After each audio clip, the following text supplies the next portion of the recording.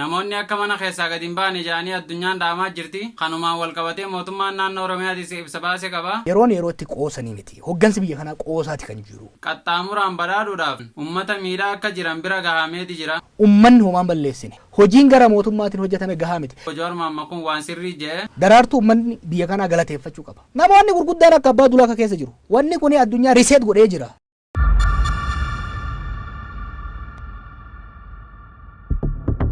Ashamaa harka fuunee kabajamtootaa fi jaalatamtoota ilmaan Oromoo nageenyi keenya kan jaalalaatii fi kan kabajaa bakkuma jirtanitti isin haala qabu isiniin jecha har'aan tana dhibee addunyaa guutuu yaachisaa jiru kanarratti akkaataa tatamsa'ina dhibee kanaa irraa aanuun danda'amu irratti mootummaan naannoo Oromiyaa ibsa baase qaba. Ibsa san irratti obbo Jowaar Mohammad yaada kennate qaba. Nutis kanuma walitti qindeessuudhaan ibsa mootummaan naannoo Oromiyaa baasee fi akkasuma yaada dabalataa kan obbo Jowaar Mohammad kaasan irratti waan qopheeffanne qabnaa. Hamma xumura qophii keenyaa share like subscribe gochuun nu waliin turaadhaa. Qophiin keenya akka itti aanu kana dhiyaataa itti dhiyaadhaa.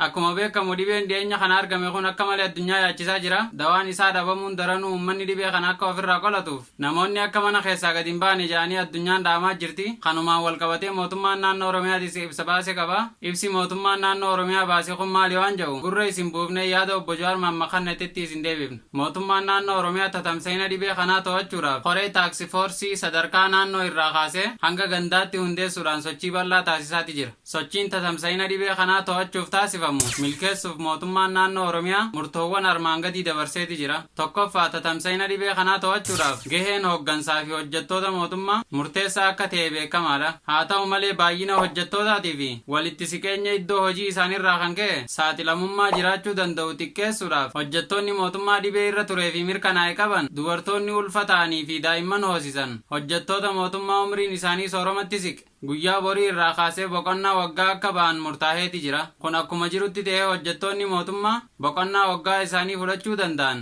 akkaataa tajaajilli mootummaa hin gufanneen hoggansa manneen hojiitiin ilaalamaa boqonnaa waggaa isaanii akka ba'an murtaa'ee jira. Kun akkuma jirutti ta'ee ogeeyyiin tajaajila uummataatiif murteessaa ta'an qaamolee nageenyaa ogeeyyii fayyaa hoggantoota hojii mootummaa naannoodhaa haga gandaa jiran yeroo rakkinaa kana keessa hanga baanutti hojii isaanii miira itti gaafatamummaa addaatiin yeroo qaban hunda hojii dhibee kana to'achuu fi ittisuu irratti akka xiyyeeffatan murtaa'eeti jira. Lammaffaa tatamsa'ina dhibee kanaa bal'inaan iddoowwan namoonni walitti siqanii jiraatan magaalota gurguddoo keessatti carraa babal'achuu guddaa waan qabaatuuf akka tatamsa'inni dhibee kanaa to'atamutti ummanni keenya baadiyyaa keessa jiraatu sochii gara magaalatti taasisu yeroodhaaf akka hir'isu cimsineeti gorsina. Sadaffaa mootummaa naannoo Oromiyaa tatamsa'ina dhibee kana to'achuuf jecha hojiiwwan hubannoo uumuu babal'inaan kannaa akka ture ni beekama. Ta'us garuu qaamoleen hawaasa garaagaraa dhaabbileen daldala dhuunfaa kanneen akka hoteelota mana ciisichaa mana jimaa manneen bashannanaa adda addaa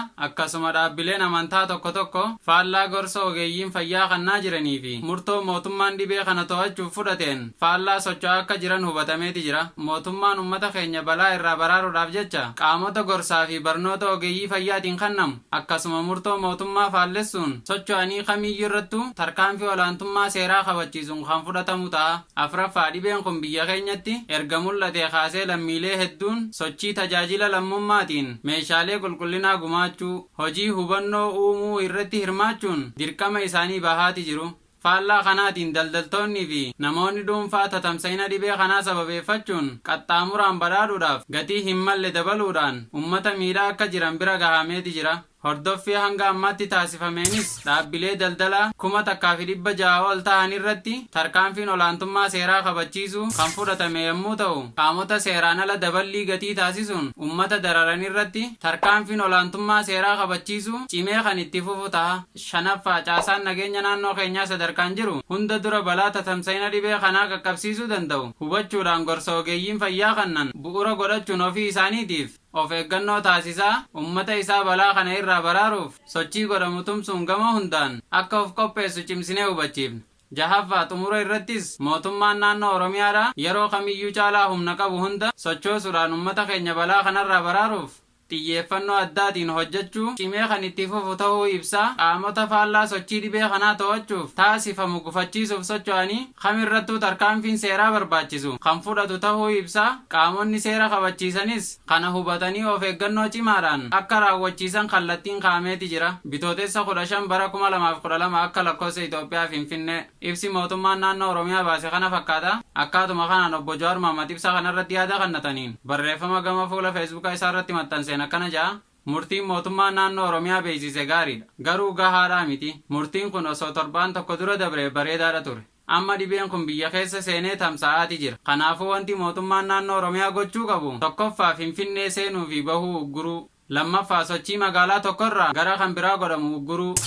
Sadaffaa sochii Oromiyaa fi naannolee ollaa gidduu godhamu ugguruu. Afraffaa sochii geejjiba uummata fe'u dhaabsisuu. Shanaffaa ogeeyyii fayyaa fi poolisa Oromiyaaf saffisaan meeshaalee dhibicha ittiin ifirraa ittisan raabsuu. Jahaffaa gaafa murtiin uummata manatti ittisuu darbe hanqina nyaataatiin namni akka hin miidhamneef koomishiniin ittisa balaa akka qophaa'u gochuu. Yaadni obbo Jawaar Mohammad ibsa mootummaa naannoo Oromiyaa irratti kennate kana fakkaata. Dhuguma yaadni obbo Jawaar Mohammad kun waan sirrii jedhe mootummaan sochii uummataa dhaabuu qaba. Uummanni bakka walga'u hunda ugguruudha qaba. Akka ibsa mootummaan naannoo Oromiyaa baaserraa hubannetti sochii fi walga'iin kamuu akka hin jirreedha. Kaadiroota ganda keessatti uummata walga'ii yaamuudhaan dhibeen kun akka babal'atu gochaa jiran irratti tarkaanfiin fudhatamuudha qaba. Hundumaafuu haasaa obbo Jawaar Mohammad dhimma kanarratti marii kaleessa OMN waliin godhe yaada bareedaa fi gorsa bareedaa waan of keessaa qabudha. Obsaan dhaggeeffataa ammas turtiin keessan nu waliin haa ta'u isiniin jenna. Akkasuma bakka adda addaa irratti waliif qooduudhaan uummata keenya biraan akka geessan abdiidha qabna. Alarraa gargaarsaaf maali akka hin deemne warri silaan wal gargaarullee ofii rakkoo guddaa keessa seenaa kan jiru.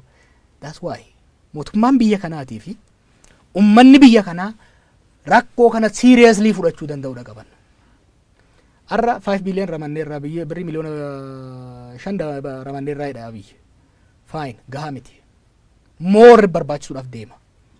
Maaliif fayyaa irratti waayizawwee amma namni baay'een dhumna jedheeti kan sodaataa jiru miti. Gaafa hammaataa deeme ogeessi fayyaa fi dhaabbilee fayyaa nu qabnu waan san to'achuu irratti waan fuulleeffatuuf namoonni dhukkoo biraatiin qabamanii jiran yookiin immoo dhukkuba sanirraa fayyuu hanqatanii dhumutti deemanii jechuudha. Lakkoofsa asirratti dubbadde nama weerarsuun hin barbaadu. Projekshiniin Itoophiyaadhaa fi Afrikaadhaaf kaa'amee jiru in millionsdha jechuudha. Yeroon yerootti qoosanii miti. Hoggansi biyya kanaa qoosaati kan jiru. Dinagdeef securityinii fi siyaasaan yeroo hunda addaan akka hin baane dubbachaatiin ture. Kana waan hin hubadhuuf. Amma maan dhufa rakkoo hawaasummaati. Rakkoon hawaasummaa kun maal uumaa? Kufaatii dinagdee fi uumaa jenne. Kufaatii dinagdee uumuun suni rakkoo security guddaa uuma. Namni akka qophaa'u qabaatuuf itti himuu barbaada. Xaaliyaanitti namni reeffa ofii awwaallachuu danda'an jiru. Xaaliyaanitti Speenitti yeroo ammaatti namni tokko mana keetitti yoo kaduu taate awwaallachuu hin dandeettu hin qabamtaa nama biraa waan qabsiiftuuf. Biyya keenya kana keessatti waa'ee du'aa fi reeffaan wal qabatee deemu beeyta. Tokko kanaan wal qabateen namaan mootummaan kun namni akkana wal dhoorguun isaa dirqama ta'a. Namni hin dhuma kana qophaa'uu qaba namni. Nama du'uu san awwaaluu hin dandeenyu. Awwaaluu dhoorguu mootummaa sanarratti rakkoo uumamu jira. Lammaffaa namni mana akka hin baane gaafa dhoorginu biyyi kun hiyyeessidha. Nyaata gahaa mootummaan dhiyeessuudhaaf qophii waan hin qabneef namni gara ol saamuutti seenuu danda'a jechuudha. Kanaaf humni waraanaa biyyattii stand by seenuu danda'u qaba. Arraa ajajanii jiran akka qophaa'u. Gahaa miti too late. Waraanni saffisaan tokkoffaa warri eegamuu qabu biyya kanatti amma daddafe tokko ogeeyyiin fayyaa rakkoo kana to'achuudhaaf of tiksuu waan qabaniif waan akka maaka gilaavii waan akka lubbuu isaaniitiif barbaachisaa saffisaan argachuu danda'uudha qaban primarily. Lammaffaa qaamonni security poolisiinii fi waraanni rakkoo fayyaa kanaan wal qabatee dhoowuudhaaf taa'u to'achuu waan qabaniif saffisaan qophaa'uu danda'uudha qabanii jechuudha. Qophaa'uu jechuun biyya keessa tamsa'uu danda'uudha qabanii leenjiin gahaa isaanii kennamuu danda'uudha qaba. Maaliif uummataan waan taane keessa akkan seenne ofii immoo dhukkubaan akka hin qabamne immoo dhukkuba sanirraa eegamuu danda'uudha qaban jechuudha. Prioritiin isaaniif kennamee irratti hojjetamuu danda'uudha qaba. Kun hundi waan arjantilii isaa 24 saffisaan hojjechaa itti qophaa'uu qabanii itti qophaa'aa jiranii. Nuyi waggaa waan kanarratti lallabnu jara mootummaatiin waan wal mormii nuufi amma waan wal mormuu fi wal deeggaruuti miti. Sanii miti riili. Rakkoo guddaa biyya kanatti uumamu dhufaa jira jechuudha. Rakkoon fayyaa rakkoo dinagdee nutti fiduu deema. Rakkoon dinagdee rakkoo security nutti fida. Rakkoon security immoo quba walitti qabuun waan dhufuuf rakkoo politikaa already marqamee jiru kana akka bulluqu godhuudhaaf deema jechuudha. Yeroo hoggansi biyya kanaa kan mootummaa keessa jirus kan mootummaa ala jirus hoggansa siyaasaa qofa jedhu osoo hin ta'in hogganoota amantii dabalatee hogganoota diinagdee dabalatee yeroo mataa walitti qabatanii wal mari'atanii wal dhaggeeffachaa ittiin deemani. Waa'ee amantii eegansii kaase sossodaataa deemne beektaa hogganoonni amantiillee irresponsible ta'aniiti kan deemaa jiran dhugaa yoo dubbannu taate. Yeroo ammaatitti salaanni jum'aatii fi kadhannaan sanbattanii dhaabbachuu qaba. Malee iyyatti nama qophii tokko ture qophii san irratti qophii amantii tokko ture nama kun qola wal gahe. Haga ammatti qorannaa godhamee namni 840 qabamee jira warra achi hirmaate keessaa. Namni 840 kun qeeqee ofiitti gadeebee nama meeqaaf akka geessu argi.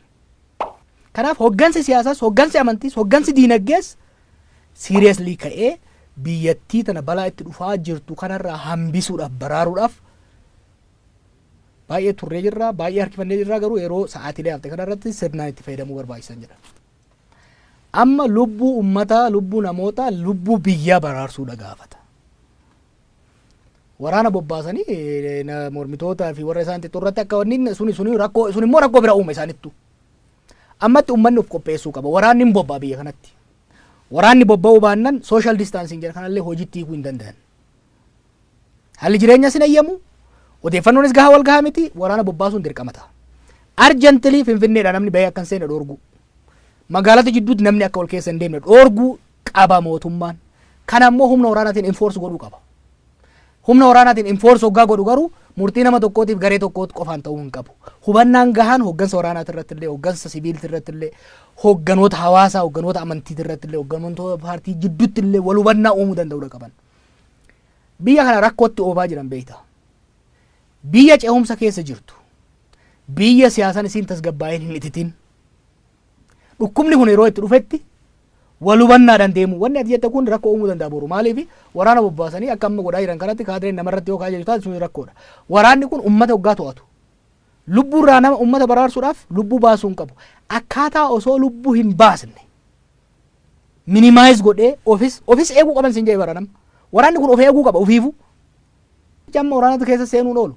Remember loltuun Ameerikaa tokko as ture ji'a tokko dura asitti qabamee biyya alaa ka deemi. Likely waraana keessas tamsa'uun oolu jeneraal Adamuwaan kana dubbachaa ture deengatti. Likely waraana keessas tamsa'uun oolu. Waraanni kun isarraa isa akka walitti hin dabarre uummatarraa isa akka hin dabarre uummatattis akka hin dabarsine of eegaa. Dirqama itti kennamu kana dirqama uummata kana qeetti eeguu magaalaarra magaalaa kan sanchoone dhoorguu san booda manaa'uu akka hin baane dhoorguu irratti dirqamuu isaa waan oolleef kanaaf of qopheessuu qaba. Uummannis kan fudhachuu danda'uu qaba. Maaliif dhukkuban nu fixamoo ofii wal finnaadhamma. Kan ofii wal fixu boora walitti deebi'a rakkoo qabu maal silaa wal dhagayaa hin jiru namni. Ammatti garuu arjantilii waraanas qopheessuu danda'uu qabanii uummata immoo qopheessuu qabu danda'an. Wanni an jechaa jiru bar. Ka waraanaa rakkoon qabu. Humna jaaramee jiru waan ta'eef hin bobba'aa leenjii gahaa kennitee fi bobbaafta. Uummanni garuu saayikoloojikaalii qophaa'uu danda'uu qaba. Uummanni tokkoffaa ofuma fedhii ofiitiin dhaamsuma ergaa mootummaan dabarsu fudhateef qe'ee ofiitti kan taa'aa jiru. Kasanirraa hafe garuu humnaan qe'eetti tiksaa jiran jechuudha. Asitti illee uummanni saayikoloojikaalii of qopheessuu qaba. Qe'eetti magaalaa ofiitti ganda ofiitti ugguramee taa'uudhaaf of qopheessuu danda'uu qaba. Kan sanirraa didee garuu rakkoo uumuudhaaf deemu humni waraanaa biyyattii poolisiin biyyattii qe'eetti eeguudhaaf qophaa'uu danda'uu qaba. Kan ammoo this extraordinary time yeroo normaalii miti. Yeroo dhukkubni guddaan balaan fayyaa namaarratti nageenya namaarratti diinagdee uummataa irratti jireenya biyyaa irratti balaa guddaa buusuu danda'u yeroo dhufaa jiru kanatti qoosaa miti. Uummannis mootummaanis saffisaan of qopheessuu qaba. Jijjiiramni amma gaafachaa jirru immoo jijjiirama guddaadha. Nama mana isaa keessaa akka hin sochoone magaalaa tokko akka biraatti kan deemne jechuun laafaa miti. Ka biraa immoo wanni kuunnoodhaan haka kunoo taatutti ibiddi achi boba'u tokko beektaa. Ibiddi tokko yoo gabaa achi boba'aa jiraate siifii faa beektaa ifaa ta'uu danda'a bareeduu danda'a fakkeenyaaf gaafa ijoollee agartee jiraatte qarreera daabannee bosona gamasii gubatu agarra. Bosona gamasii gubatu sana hoggaa agartu. Waan xaaxaa jiru san waan inumaasu entertainmentii faa ta'uu danda'a. Haga utaalee dhufee sirra bu'uutetti. Warri Awurooppaas waggaa Chaayinaan gubattu ibidda fagoo san jedhanii ilaalaa kan turan. Warri keenyas waggaa Awurooppaa fi Ameerikaan gubattu ibidda fagoo san jedhanii ilaalaa waan turaniif hedduun dammayne ummanni calaqqee hooggansaati. Ummanni biyya tokko calaqqee hooggansa isaati. Hooggansi dhukkuba kana rakkoo biyya tokkotti dhufaa jiru tokko yoo mootummaan seriously fudhatee akeekkachiisa ciccimaa tarkaanfii ciccimaa murtii murteessu san ofirratti illee hojiitti hiikee warra hojiitti hiikuudha didemmoo tarkaanfii dhiibbaa adabbii irratti fudhatu gaafa fudhate cal godha. Ummata xaaliyaanii manatti deebisuu jechuun bar waan laafaa miti. Ummata Ameerikaa ummata Kaanadaa nu keessatti guddanne san manatti deebisuu jechuun waan laafaa miti. Garuu mootummaan tokkoffaa ofiifillee serious ta'anii mul'atanii irra deddeebi'anii cimsanii ummatatti himanii lammaffaa warra diigee deemu irratti immoo tarkaanfii fudhachuu eegalan jechuudha. Kanaaf ummanni homaan balleessine ummaticha karaa qabsiisuu irratti ummaticha rakkoo balaa dhukkubni kun qabatee dhufaa jiru ummanni kun akka fudhatu akka hubatu gochuu irratti hojiin gara mootummaatiin hojjetame gahaa miti. Inumaa waan faallessu fakkeenyaaf ministeerri fayyaa meetira 5 addaan fagaadhaa harka waliin qabatinaa maal jedhanii ergaa hin dabarsanii ofii garuu wal hammatanii wal bira ta'anii yoo akka gartaate jalattiin tun hin qoostii maali dhukkubni isaan hin qabne akkamitti na qabaa sarkaa ja'utti deemama jechuudha. San qofa miti. Paartiin biyya bulchaa jirtu gara nama 150 guyyaa irraa kana araddaa hundarraa nama 17 walitti qabanii aanaatti gara nama 11 walitti qabanitti galma xixiqqaati beeksan keessa nama walitti qabanii jiran jechuudha. Paartiin biyya bulchu tokko hoggansi biyya bulchu tokko waan akkasii yoo hojjetaa jiraatu taate ummanni maaliif tarkaanfii biraa fudhata. Kanaaf hoggansi mootummaa muummicha ministeeraatirraa kaasee dhibee kana akka malee laaffisaniiti kan laalanii. Rakkoo as deemaa jiru kana baay'ee laaffisanii waan deemaniif ummanni immoo isaan laaffisanii deemuu san waan argeef daranuu immoo laaffisee zanaa jedhee jiraataa akka jiru kan hin arginu. Beektaa yeroo tokko warri biyya hogganu dongora hojjeteet lammiileen nagayaa hoggaa irra gamnooman agarta. Atileetonni Itoophiyaa walitti qabamanii hoteelatti haaseenanii jedhet koreen olompikii Itoophiyaa murteesse. Daraartuu ummanni biyya kanaa galateeffachuu qaba. Biyyi tuni wanni gaariin addunyaan ittiin beekamtu atileetota. Atileetota qaban san ficcisiisuudhaaf hoteelatti hagalan jedhanii murteessan. Namoonni gurguddaan akka abbaa dulaa keessa jiru. Incredible namoonni akka Hayilee Gabrasillaasee keessa kan jiran atileetota hoteela haaseenanii jedhanii murteessan. By the way namni biyya kanaa hoggansi biyya kanaa hubataan jiru malee olompikiin hin jiraatu barana. Wanni ji'a jahan dhiisi waggaa tokkoof addunyaa irratti karoorfamee taa'ee hin godhamu bar. Wanni kuni addunyaa reset godhee jira. Reset bilbila reset waggaa gootu reset godhaa jira ziirootti deebisaa jira waan baay'ee. Daraartuun kaleessa itti hammaannaan televizyinatti baatee ejjannoo isiin fudhatteeni. Ejjannoo isiin fudhatte garuu odoo oleen buliin addunyaa mirkaneessiteef. Warri Kaanadaa hin dhayinuu jedhan. Warri Awustiraaliyaa hin dhayinuu jedhan. Koreen olompikii arraa boruu keessaa hin beeksisa olompikiin akka haqamuuf deemu. Dhukkubni kuni rakkoo guddaa addunyaa irratti fidaa jira. Addunyaa humnaan nu caaltu. Caasaan nu caaltu. Diinagdeen nu caaltu. Teknooloojiin nu caaltu. Biyya hiyyeetti caasaan mootummaa ishii laafaa. Caasaan diinagdee ishii laafaa. Tana saaxilaati kan jiranii. Kanaaf daraartuu hiree kanaan galateeffachuun barbaade. Maaliif atileetota biyya keenya du'aa fi dhumaatirraa waan baraarteef. Tole egaa kabajamtootaa fi daawwattoota keenya akkuma haasaa obbo Jawaar Mohammad irraa dhageessan dubbiin dhibee amma dhufee kun akka malee yaachiftuudha. Kanaafuu hundi keessanuu of eeggannoo cimaa gochuudha qabdanii manaa gabbahuu dhiisuu bakka namni itti baay'atu dhaquu dhiisuu namootarraa fagaattanii dhaabbachuu gorsoota ogeeyyii fayyaa hordofuudha qabdan. Akkaataa saniin dhibicha kana ifirraa ittisuu akka qabdanii fi hunda caalaa rabbumaan nama eegaa rabbi nu haa eegu isiniin jenna hamma qophii biraatiin walitti deebinutti nagaatti nuuf turaa isiniin jenna.